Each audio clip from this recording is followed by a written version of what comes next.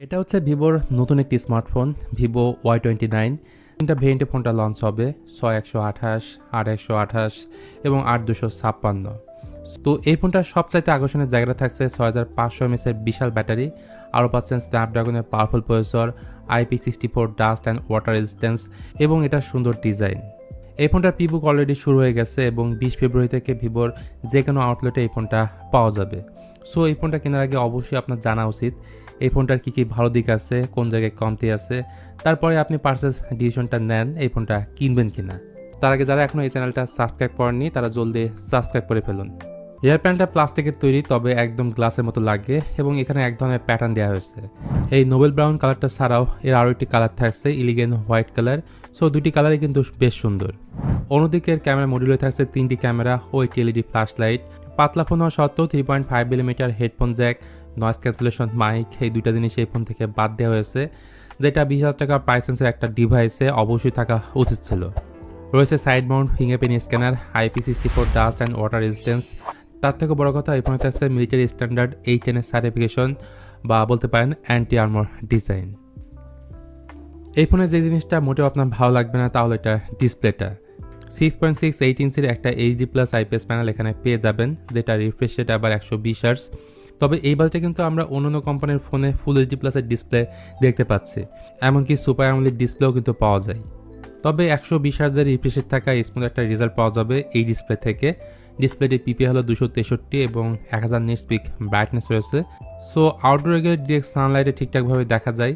আর একটা বিষয়, এই প্যানেলে শার্পনেসের ঘাটতি লক্ষ্য করবেন, যেহেতু এটা একটা HD+ ডিসপ্লে। আর এই ডিসপ্লেতে কোনো ধরনের প্রোটেকশন ব্যবহার করছে কিনা সেই ব্যাপারটা ক্লিয়ার না। তো ডিসপ্লে পরে যে জিনিসটা আমার মনে হচ্ছে সবথেকে বেশি ইম্পর্টেন্ট সেটা হচ্ছে এই ফোনটার পারফরমেন্স। প্রসেসর হিসেবে রয়েছে কোয়ালকম স্ন্যাপড্রাগন 685, যেটা আমার কাছে কমতি মনে হয়েছে। যদি এখানে মিডিয়াটেক হিলিও G100 দিত তাহলে আমি একে ভালো কাতারে রাখতাম। সহজ কথা, হিলিও G100 থেকে প্রায় 25% কম হচ্ছে স্ন্যাপড্রাগন 685। আর স্ন্যাপড্রাগন 685 মার্কেটের বহুল ব্যবহৃত একটা প্রসেসর, যেটা 6nm আর্কিটেকচারে বিল্ড। ক্লক স্পিড হচ্ছে 2.8 GHz।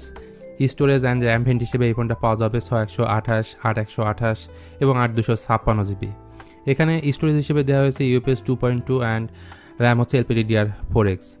আর এই ফোনটা রান করছে অ্যান্ড্রয়েড 15-এ, তার উপর থাকছে FuntaSOS 15।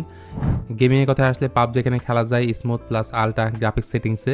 শুরুর দিকে স্মুথই পাবেন, বাট যখন অ্যানিমি রিচ এরিয়াতে ঢুকবেন তখন দেখবেন ফ্রেম রেট 35 থেকে 36-এর দিকে আর কি নেমে যায়। মাঝে মধ্যে একটু মাইক্রো স্ট্যাটারের দেখা পাবেন। এক কথায় গেমিংয়ের জন্য ভিভো Y92 মোটেও সুইটেবল কোনো ডিভাইস না। ভালো লাগবে এই ফোনটার ব্যাটারি ব্যাকআপ, কারণ এই ফোনটিতে পাচ্ছেন 6500 mAh একটা ম্যাসিভ ব্যাটারি, যা এই বাজেটে কেউই দিচ্ছে না। সো 2 থেকে 3 দিন অনায়াসে আপনাকে এই ফোনটা ব্যাটারি ব্যাকআপ দিবে। সাথে 45 ওয়াটের প্লাস চার্জারটা ফোনের বক্সেই পাবেন। দাম বিবেচনায় এই ফোনটা ক্যামেরা অতটা বেটার মনে হয়নি। রয়েছে 50 মেগাপিক্সেলের মেইন ক্যামেরা, 8 মেগাপিক্সেলের আল্ট্রা ওয়াইড এবং 2 মেগাপিক্সেলের একটা ম্যাক্রো ক্যামেরা আছে। আর ফ্রন্ট ফেসিং ক্যামেরাটা হলো মাত্র 8 মেগাপিক্সেল। সামনে পেছনে বোথ ক্যামেরাতে ভিডিও রেকর্ড করা যায় সর্বোচ্চ 1080p 30fps-এ।